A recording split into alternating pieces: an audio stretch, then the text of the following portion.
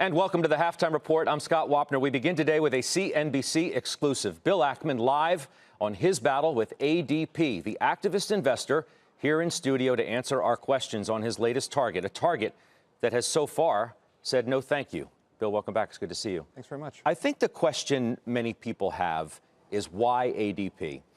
A company whose stock has beaten the S&P 500 over the past 5 and 10 years, along with its chief competitor, Paychex, a company that has a 40% return on equity, that's more than double the S&P, little debt on its balance sheet, pays out 60% of its earnings through dividends, has bought back stock at what people think are attractive prices. This does not sound like a company that necessarily needs your help. It's a great company, and it's a great business, and the stock has done well over a long period of time. But the issue for shareholders is not how well the company has done over the past. The issue is how well it's going to do in the future. And the bottom line is ADP has massively underperformed its potential. You're judged relative to your potential, not relative to, the status quo. And this is a company that has huge opportunities to improve its profitability. It's not an efficient business. And in fact, many of the things that you mention really explain the reason why the company's underperformed.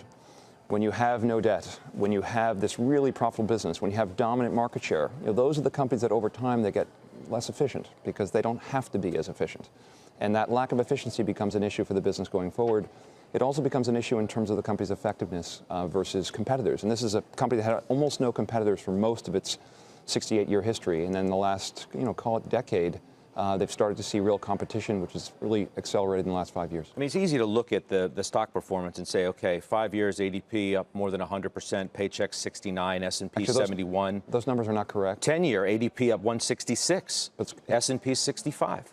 Those numbers are not correct. And one of the things we're going to point out in the presentation that we're going to release tomorrow is that the company overstates their total shareholder return under the CEO's track record. How do they do that? Well, they start, for example, the measuring period on the day after he started as CEO. Well, actually, if you started on the day before, the night before, which is the proper measuring period, the total return comes down by 17%. So they include in their total return the performance of a company called CDK that was spun out of ADP. And so ADP disposed of a business. That business is basically doubling its margins. The stock price doubled. They include that in ADP shareholder return when, in fact, that's actually one of the issues we'd love to talk about. How a business is done once ADP has disposed of them. The answer is they've done extremely well. You can't, as CEO, take credit for the performance of a business you spun off when it's no longer under your management. I mean, you put out a video today along with a letter that you wrote to the company with a specific question that you're asking them. And you say, and I'm quoting here, over the last decade, ADP has really lost its way. It's difficult to make that case, is it not, when I mentioned numbers like that? The answer is it's all about the business's potential. This is a stock that has done well. And by the way, if you looked at the stock price chart of IBM up until a period of time and you talked about their track record, you say wonderful things. I'm not saying ADP is IBM today, but it's at risk of becoming IBM if they don't take seriously the competitive threats they face and if they don't run their business as efficiently as they can. So critics say you don't understand the business. CEO Carlos Rodriguez said, you don't know what you're talking about. Those were his words. Lee Cooperman was on with me, says this is an incredibly high-touch business. He would know. He was on the board for almost 20 years. Sure. Maybe I should address both of those. Let's listen to what Lee said specifically, and then you can address it directly. Of course. I know and respect Bill Ackman, so it's difficult for me. But notwithstanding that, I consider his behavior to be, in this instance, somewhere between foolish, inappropriate, irresponsible. And I feel it's my job to speak out. You guys have been in contact, you and Mr. Cooperman. So I actually haven't spoken to him in the last few weeks, and I like Lee. I think he's a terrific guy. But I point out that he made those comments prior to our making our presentation. One of the things I said to Lee is before you come out and go on CNBC and say you don't like what we're doing or whatever, at least listen to what we have to say. We made the same point to the board. We wanted to meet with the board. We wanted to sit down with them. We wanted to work privately with them, as we have with most of the companies that we've invested in over time. And they forced us into a proxy contest. And that's unfortunate. But the good news is if Carlos is talking to his shareholders, which I'm sure he is doing now. I'm sure he's watching this interview as we speak. I'm sure he is, or perhaps you're right. I hope he is. What we're hearing from shareholders is they're learning a lot about ADP. And I think no one today disputes we don't know a lot about the company. We put out a very detailed presentation, 168-page detailed presentation about the business. If you just look at the analyst commentary about what they've said, they're very supportive of the notion that there are very significant opportunities to improve operating margins. Sanford Bernstein came out with a recent report. I have it right in my hand. Barclays yesterday. But if you talk to the analysts, or you listen to what the analysts have to say in response to our presentation, if you talk to the major shareholders of the company who've now started to do work on the business, I mean, one of the fascinating things about ADP, it was sort of the stock in your portfolio you didn't worry about. It just went up. They met the earnings. They paid a big dividend. They bought back stock. You didn't worry about it. So the portfolio manager didn't assign a team of analysts to dig into it. What we did is we assigned a team to dig into it. And we spent 6 months looking at the business. We talked to many former employees of the company. And I think we've done a service in terms of educating the shareholder base about the business. And the more people look, the more they learn about an opportunity. And really the easiest way to understand that, and one of the things that resonates most with shareholders, is this spin-off transaction. So ADP, September 2014, spun off a company called CDK. When it was owned by ADP for 42 years. Under ADP's ownership, it had 16% EBIT margins, operating margins. Within 2 years, it had 26% margins when it was spun off. If you put up a stock price chart of CDK, this is what the ADP missed out on. In 3 years, the stock has doubled. And how is it that when it was run by ADP, all they could muster was 50 basis points of annual improvement? And then when it's spun off by ADP, they improved margins 70% in 2 years, and they're on their way to doubling margins in 3 years. Right? That's really what we're talking about. We're talking about, I mean, the crux of your case is that they can improve their margins to be closer to what Paychex is achieving. That's 80% of that's 80% that's the of the bottom issue. line case. That's 80% of the issue. Beyond that, we think they can just be a more effective company. We think they can be more effective with technology. Lee Cooperman, his point was right. Lee said, this is a very, very high-touch company. The answer is it shouldn't be, right? Yeah, there's certain kinds of service that's very valuable to your customers in this business, right? They have valuable technical compliance and other advice that they're giving customers or about making tax filings. But you shouldn't have to call ADP to change your password.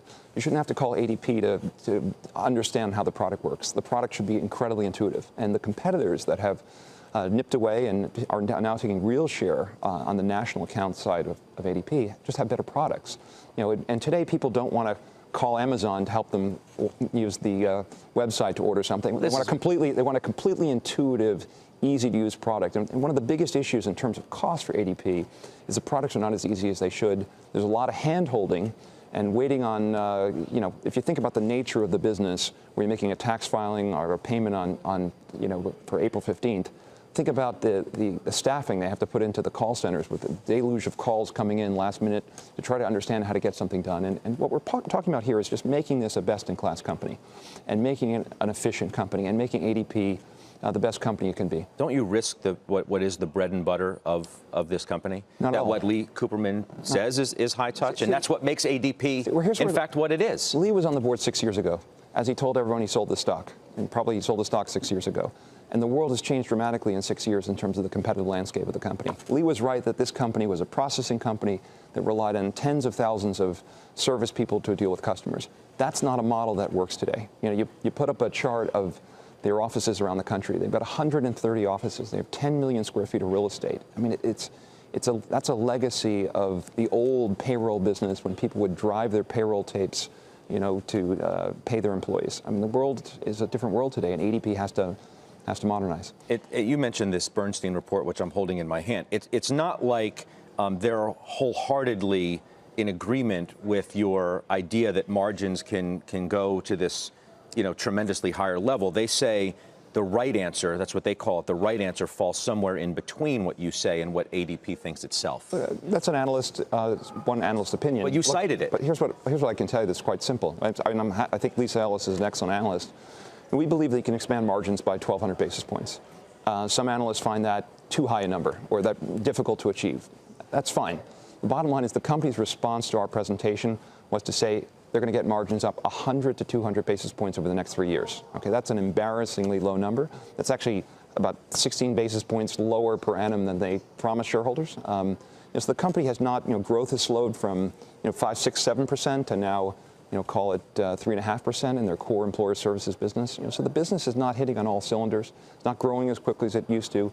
And let's assume that we're wrong and we can't expand margins by 1,200 basis points. It's only 600. You know what? That's 600 basis points more than what management is attempting to achieve. Do you think you'd be in a different position with the company today had you handled it differently from the outset? I mean, that's one of the points that Mr. Cooperman, was making. Mr. Cooperman was not in the room when I approached, or on the phone when I called the company. No, but I'm talking specifically about you waited till what essentially is the last minute to try and extend the nominating period. It's not accurate. Okay, what the company said in their press release that they put out after our meeting with them was that I called the company. I said I wanted to fire the CEO. I wanted to take control of the board, and I was going to go on vacation for a month and a half, and therefore I needed a 45-day extension. Now, I've been doing this a long time. It's not my first activist rodeo, if you want to call it that. And this is a good company. It's got a great reputation. Carlos is someone that I have certainly an acquaintance. We went to school at the same time, same place. That's not how it went down. Now, all of that being said, I think that's a sideshow. Why does a company take that approach? The answer is they hire activist defense advisors, and the advisors tell them, if you show any leg toward Ackman, if you show any indication that you're supportive of his ideas, the stock is going to turn over into the hands of event-driven investors, and it's going to become inevitable you're going to lose a proxy contest. Stock went to 120 or 115, 16 on the rumor of our involvement, and the company's done everything they can to knock the stock down and say there's no opportunity. Why are they doing this? Because they don't want the stock to go into hands of shareholders who are going to support us. And that's not, maybe that's a good short-term strategy for a proxy contest. It's not the right thing to do for your shareholders. And if you take a look at, we've had 4 examples, one of which we're in the midst of now. But if you look at Canadian Pacific, look at Air Products, you look at Zoetis, and you look at Chipotle, and these are 4 cases where we're working on operational improvement of business. And those are the only 4 that we have taken that kind of initiative. In CP, we promised shareholders that we would increase margins by about 50%. The margins have doubled. The stock is up almost 5x from the unaffected price before we were there. Air Products, we told shareholders that margins could be increased by more than 50%. They've gone from 15 to 23%. The stock is up 90% under the leadership of Sefi Ghasemi. Zoetis, we believe there was a huge opportunity on the margin side. The stock has more than doubled. And then Chipotle, we own it for a few months. They had an unfortunate novavirus incident, but we think the management's doing all the right things about improving the efficiency in the business. In 3 of those 4 cases, we've been welcomed by the management of the business and the board. We sat down with them, we shared our views, they liked what we had to say, and we were able to work very effectively with them. In the first case, at CP, we got the same response we got from ADP. And the fascinating thing is, they have the same advisor. It's the second time that I'm aware of we had Morgan Stanley as a defense advisor. One of the things, we have a slide, actually, we're going to put out later in the week. We compare what ADP is saying about our plan and about Pershing Square. It's almost the identical words that Canadian Pacific's board used to describe the risk in our plan, that we didn't know anything about the business. These are all catchphrases that activist defense advisors, and I guess in particular Morgan Stanley, use. But there seems to be, between you and the CEO, Mr. Rodriguez, an issue about how this whole thing got off to what you yourself have said is a bad start. Hold on for a second. What shareholders will tell you, this is a complete sideshow. And by the way, I invited Carlos to the U.S. Open with me. He couldn't go. We have a perfectly nice relationship. This is a lot of, I know that CNBC thrives on the kind of, battle. This is not that kind of battle. The issue here is, how big is the margin opportunity at ADP? Management says there's 100 to 200 basis point opportunity over the next 3 years. We think that number is closer to 1,200 basis points. And if I'm elected to the board of the company and get 1 out of 10 seats, I'm going to work with the other directors to make that happen. And that's what this is about. It's very simple. You want a major shareholder on the board who's got a $2.3 billion investment in the company. We're the 3rd largest investor in the company in terms of dollars committed to the company. And we intend to be a long-term investor in the business. Do you think it's helpful to have that point of view in the room, where there's someone who's had a lot of experience at extracting costs and efficiency and making a business more effective? That's what I'm going to bring to the table. That's the question for shareholders. The further question is, we have 2 other directors who we're putting up against 2 of the other directors on the board, and we say, look, you've got directors who have been on the board for 10 to 14 years. We have directors with fresh perspectives, experience and cost efficiency, experience in going through these kinds of business transformations. Would they be additive to the board? And that's a very simple question for shareholders to answer. And there's no downside to putting us on the board of directors. You're saying you can work with Rodriguez, who went on this network and called you a spoiled brat? Yes, I didn't. My mother didn't like that comment because she raised me not to be a spoiled brat. No, but I'm sure you didn't. And you know what? I'm a big boy. Must not have liked People it call either. me much worse names. And Carlos and I have had a fine interaction ever since he made those comments. And one of the things I said, look, I'm a very direct person. So I was honest, and perhaps honesty caused this thing to go off track. I said, look, if the board really believes that there's only 100 to 200 basis point opportunity in margins over the next 3 years, then if Carlos believes that, it's going to be hard, for this, it'd be difficult. The answer is we have to get on the same page as what the opportunity is. But there's no reason why he can't be a very successful CEO here. But if he's going to say, hey, put a foot down on the pavement and say, look, there's no chance of this company. The board is basically saying that ADP is the best it can be, and we can't do any better. What we're saying is this company can do better. We've had a very good working experience working with the CEO of Zoetis. We've had a superb working experience with other CEOs over the course of my career, and I think I could work extremely effectively with Carlos. And a lot of that bluster that you see is, again, PR advice from a defense advisor. Come on, you've had bluster of your own. I mean, in the opening letter, you suggested that he needs to be replaced. That's not correct. Does he need to be replaced? Look, I don't form a view about a management team until I have a chance to sit with that management team, talk about a business, see how they perform. The last thing I would do if I joined this board was raise my hand and say Carlos has to go. What we do and what I'd recommend to the board is we get some outside advice. Take a look at the organizational structure of the company, take a look at the cost structure of the company, benchmark versus competitors. Are there ways to make this business a more efficient business? If the CEO stubbornly refuses to go along with what the board believes should be done here, then the board, of which I'm one director, will make whatever decision is the right decision. So I'm not going, the company has made this about control. With one seat on the board, or even with 3 new directors on the board, 2 of which have no affiliation with us, this is not control. This is simply about fresh voices in the boardroom and a message from shareholders that we believe and shareholders believe there's an opportunity, just like Ms. Ellis has to say, just like the Barclays analyst has to say, that there's a very significant opportunity to improve the margins of this business. 600 basis points is an enormous number, for a company with, a $50 billion market cap. That is a very, very large opportunity, and that's only half of what we say can be achieved. So you did meet with the full board? Yes. You made a settlement offer to the company, and they rejected it. Let me tell you about the meeting with the full board, because there's a huge difference between what you read in the press releases written by a PR firm that are probably not signed off by every director of the company and what happens in the room. We sat down at a table at a Marriott not far from the headquarters. It was a very small table. We had 15 people crowded around the table. It was a very intimate engagement. Everyone was friendly. Everyone was thoughtful. We spent an hour walking through a presentation. There were periodic questions. They were good questions. I was very encouraged by the dynamic, and it made me feel very, very comfortable with that if I were to join this board, these are people that I could work very effectively with. Then, of course, a few days later, they put out a press release written by a PR firm that makes it sound like some very harsh battle. That's about trying to put the company in a position where they win a vote, and advisors recommend that kind of behavior. And most boards have not had activists take large stakes, particularly companies of this size, and directors tend to defer to the advisors. So I blame all the noise. Well, it sounds like you're blaming everything on the advisors. I blame the noise on the advisors. I think there are a lot of very high-quality people on this board, and I think that many of them add a lot of value, and I think there were well-selected directors here.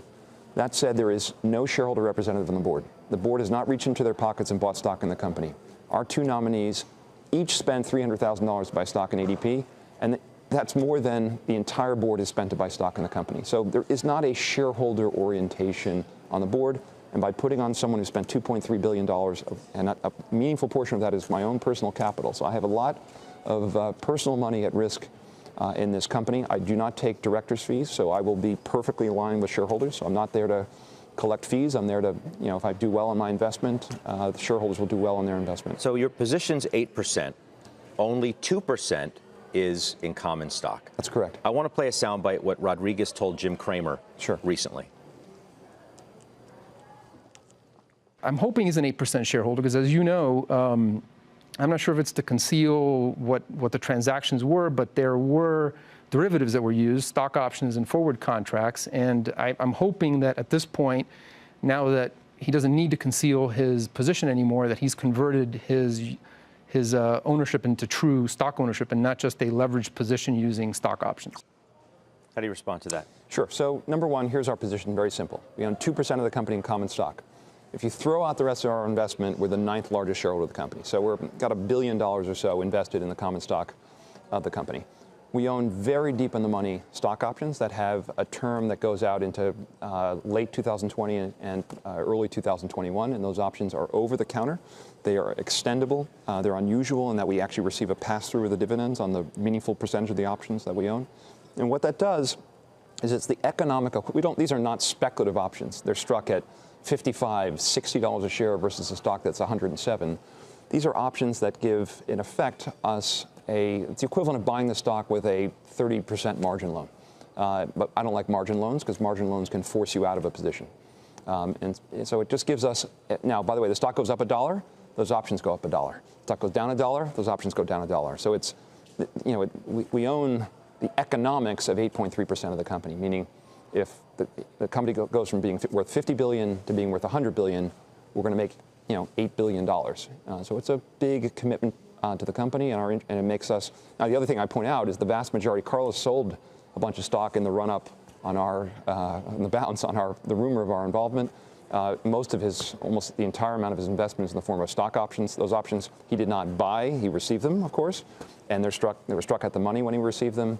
He owns a levered position in the company, which is a lot more levered than the one that we have. So the notion that the CEO would criticize us for the $2.3 billion we committed to the company, it doesn't make a lot of sense. And by the way, shareholders don't care. What shareholders care about is, one, we've got a meaningful stake in the business, and we intend to own that stake for a long period of time. Two, the only way we're going to make money here is if the stock does well. This is not a liquid position. We're planning to own this thing for 4, 5, 6 years. So it's really not so much only about this proxy contest. We're going to be here for a long time. But beyond the money, doesn't this hurt you in a proxy vote? You can only vote 2%. That's correct. We can only vote 2%. And this is, I think, another important point. Doesn't it? On the margin, you could say it does. But at the end of the day, we're going to end up on the board of the company if a majority of the shareholders support us. In some sense, the fact that we're not forcing ourselves onto the board by buying so much of the stock that we're guaranteed to win, right? We're putting ourselves in the hands of shareholders, and we're saying, look, we own 2% of the stock and common stock. We don't have the right to vote more than our position than that. And we want you to decide whether you want a major shareholder on the board, whether you want 2 independent directors with great business track records, a lot of board experience, recent and relevant experience about business transformation. One of our candidates just is on the board of Symantec. He's chair of the audit committee. He's also he was on a committee of that board where they did precisely this. They went and took a look at what is the opportunity to improve the efficiency of our business. They hired outside consultants, and with board oversight, management executed the plan. Paul was one of those members of the committee and extracted $600 million worth of costs out of Symantec to the benefit of those shareholders. We want to do precisely the same thing here. We thought the fact that Paul just came from a process like that would be very helpful in working with the board here. I've watched the video that you put out today, a 2-minute video I referenced earlier, where you speak directly to the retail investor, yes, which is unique in and of itself. A lot of times these proxy votes come down to the index funds. You speak directly to the retail investor. Why? Yeah, so number one, the retail investor almost always gets ignored in proxy contests. And part of that is retail investors very often throw out these mailers when they come in the mail. And that's unfortunate because retail shareholders think, look, I own 100 shares. How is it going to matter? Well, actually, if you think about retail investors here as one conglomerate, agglomerated group of shareholders, they're the biggest shareholder by far. The retail community owns 28% of this company. That's a major voting block. And so we're going to reach out to that community. We're doing that with a series of videos. We're going to host, I think, the first ever webcast conference call for retail investors. So we're going to do it at 8 p.m. at night. We're going to do it so that people, after they come home, have a nice dinner, or at least on the East Coast, work is hopefully over, and they can come on. They're going to ask us questions about what we plan to do, and our goal is to, explain what we have in mind to the retail investor. And I think the retail investors don't like corporate waste. They probably don't like corporate waste more, certainly as much as institutional investors, but probably more. You wanted to address the fact that ADP and Rodriguez himself have taken shots at your performance. They've done it a couple of times. Do you think your performance over the last couple of years hurts you in this instance? Here are the facts. So there's a group called 13D Monitor. He's been on your show, I think. Ken Squire has certainly been on CNBC. They track all the activists. They've looked at all of our activist campaigns. 146% average return on our activist campaigns. S&P 16 or 17% over the same period. That's number one. You look at our track record from January of 2004, when we formed the firm, to the present, You look at ADP's return from January of 2004 to the present. ADP is up approximately 300% over that period, by the way, including the rise partially as a result of us. Pershing Square over the same period is up 500%. Because they knock your total shareholder return. And you know what? You can certainly, we took a major loss, as you're well aware of, and what started out as a passive investment in Valiant Pharmaceuticals, disastrous investment. You know, we own that mistake. That's part of our track record. But even with Valiant, which is included in our 146% average return on investment, we have a superb track record as an activist. Now, what shareholders are focused on, frankly, they're not so much focused on Pershing Square's, they're not investors in Pershing Square. What they're looking at is, are we right or wrong? One of the things we did today is we put out a question for ADP. We've had to do a lot of work to try to figure out the segment margins of the employer services business. So there's a small business segment, there's kind of called a medium business segment, there's a large business segment, there's international. The company does not break out the margins. And we said, look, let's put this to rest. What are the margins of each of the various segments? And let's compare those margins to those of competitors. And we've asked the question. And maybe we asked too many questions in our first presentation, so we're just going to ask one. Every shareholder wants to know the answer to that question. The fact that the company's been unwilling to answer the question as to what their margins are by segment tells you something. This is something you sent out. I have it right here in front of me. You sent this out this morning at 9:30 in the morning. Mm-hmm.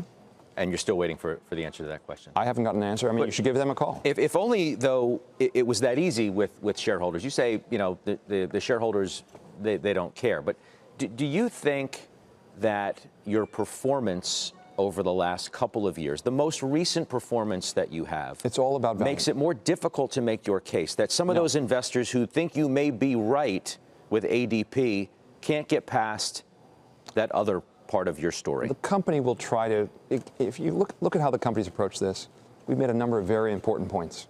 We said, look, you're vastly underperforming your potential. Look at revenue per employee. It's irrefutable. ADP revenue per employee, $162,000. The average competitor, $224,000. 28% less. Explain.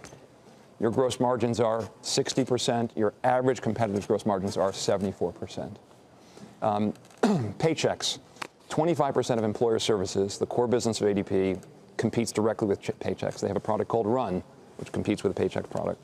What are your margins in that business? Carlos says on TV, they're about the same as Paychecks. Well, Paychecks has 41% margins in that business. If ADP had 41% margins in that business, it would mean the rest of employer services has 12% margins, which is a disastrously low number. So look, I want to work with Carlos. I want to work with the board. I want to get beyond a proxy contest. That was our goal from the very beginning. There's always a little bit of emotion. Look, raising with a CEO that, we have in some cases, in some cases we work with management, other cases the CEO is not up doesn't want to pursue the opportunity, is not up for the challenge. We made changes. So obviously people can react emotionally to that. I totally get it. But one of the things I encourage Carlos to do, and one of the things I encourage the chairman to do, excuse me, talk to the CEOs of companies where I'm on the board. Ask what it's like having me as a director. And universally you will hear that I am thoughtful, that I don't take over the room, that I listen to other points of view, that I'm not constantly calling the CEO. It's very rare for me to pick up the phone and call the CEO of a company we're an investor in. I wait for them to call when they have something where I can be helpful. And that's been my approach as a director. And if only the chairman of this company had made a few more calls about what I'm like as a director, I think this would be a lot more straightforward. But for shareholders, this is about what is the opportunity to make this company the best it can be. And I think by adding an independent voice in the room, someone's made a $2.3 billion investment in the company, committed to be a long-term investor in this business, I think, I don't see how anyone loses. And, we're not controlling the board. I'm 10% of the board. It reminds me of Nelson. You look at Procter & Gamble, and they're spending $100 million or whatever the number is, trying to keep the guy off the board. I guess my advice is the harder a company fights to keep someone off the board, the more desperately that board, in the case of P&G and in the case of ADP, needs some independent voices in the room. I was, as you were telling that story, I was thinking to myself some of the same things that Nelson Peltz, who was on this network yesterday morning, is trying to convince Procter & Gamble of, that he's not a disruptive force. I want to take a quick break. We'll come back. You've made your case. We do have an investor on our panel today in ADP. We'll find out what he thinks about the case that Bill Ackman has made for ADP. Much more with Bill Ackman next.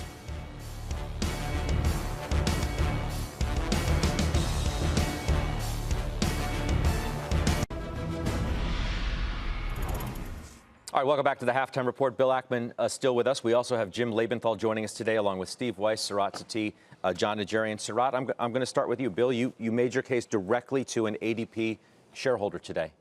Which side are you voting on? Vote the gold proxy card. So my question, I mean, it's all the things you've laid out are accurate.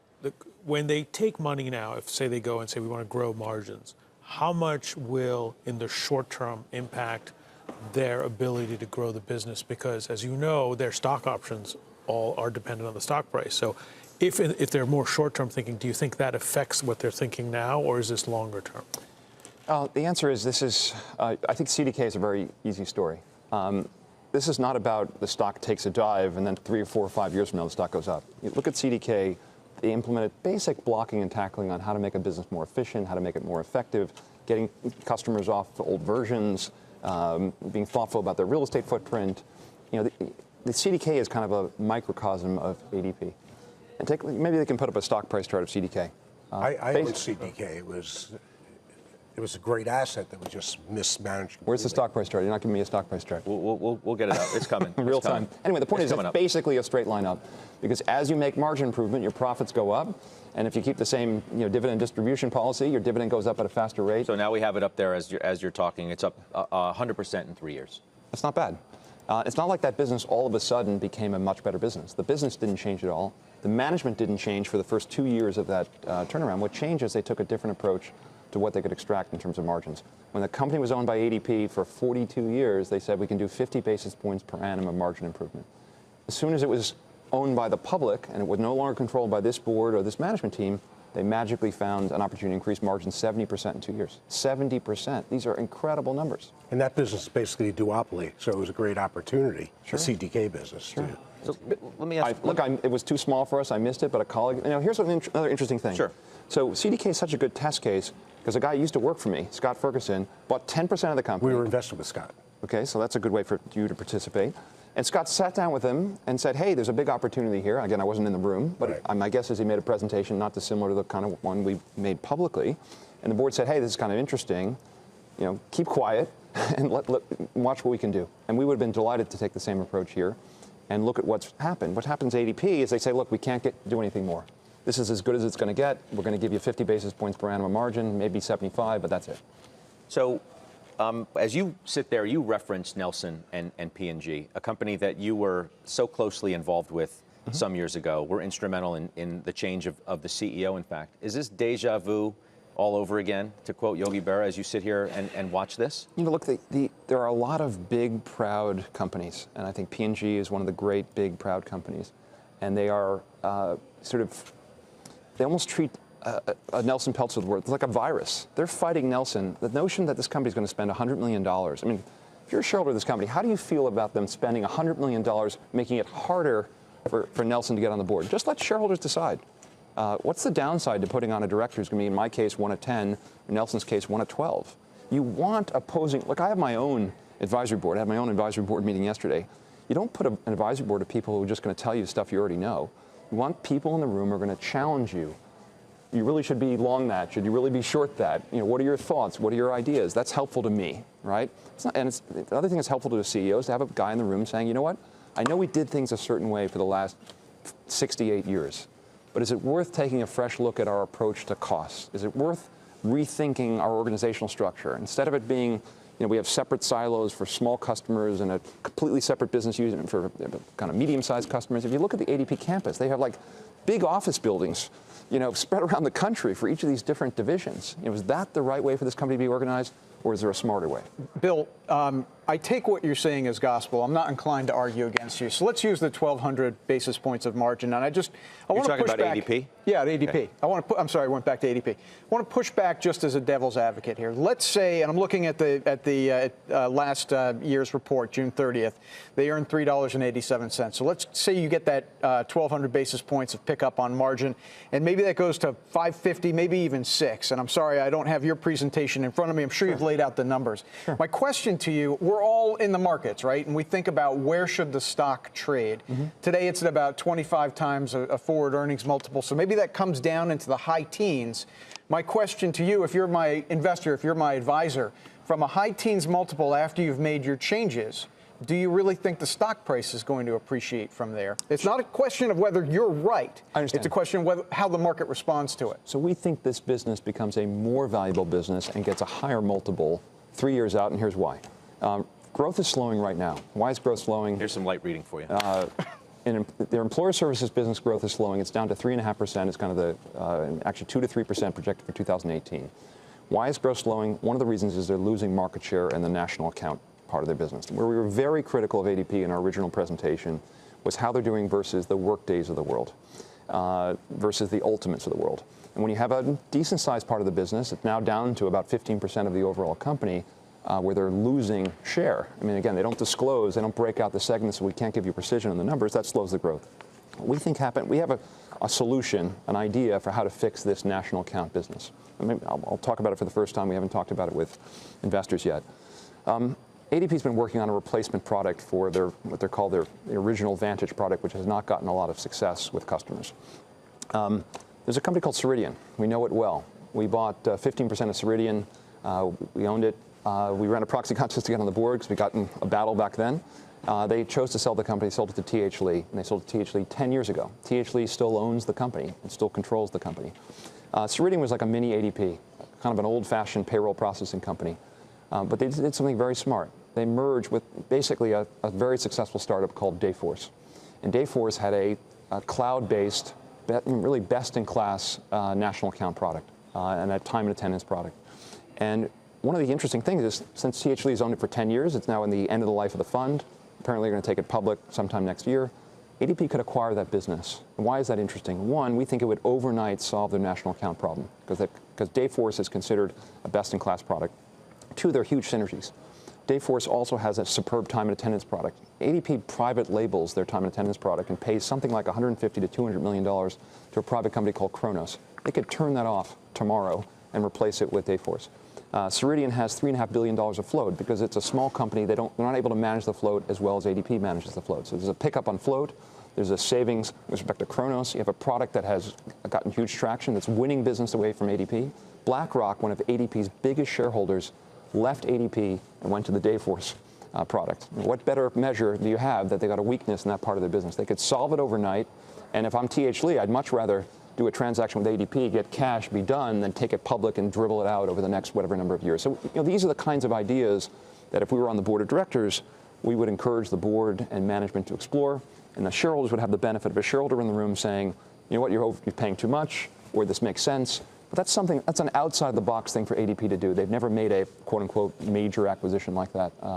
But it might be a very efficient way to solve a problem, and we think that's an interesting thought. We know that you have to get going. We appreciate you being here. You've heard enough from me on ADP? Is that why you're throwing me out, Scott? You're the one who said you had to catch I do have a train to make. That's true. A train out of here. Have you tried the queso at CMG? You know, I wanted to because I thought you were going to ask me that. So the answer is... Getting crushed on Twitter, by the way. You know, I'm beginning to believe that Twitter is filled with a bunch of Chipotle short sellers, okay? Because Yes, I watched on TV yesterday, right here on CNBC, you had a little taste test. So the answer is people like it in the office. It doesn't have the chemical, filled with the chemicals that the normal queso does. It was quite an engineering exercise to get this thing done with, natural ingredients. People like it. I'm going to try it. And, we're on the board. I can't tell you what the results are on a store-by-store basis, but I'm hoping people are going to be pleasantly surprised. You're still a believer? We're a big believer. And by the way, let me talk about stock? Chipotle is a great company.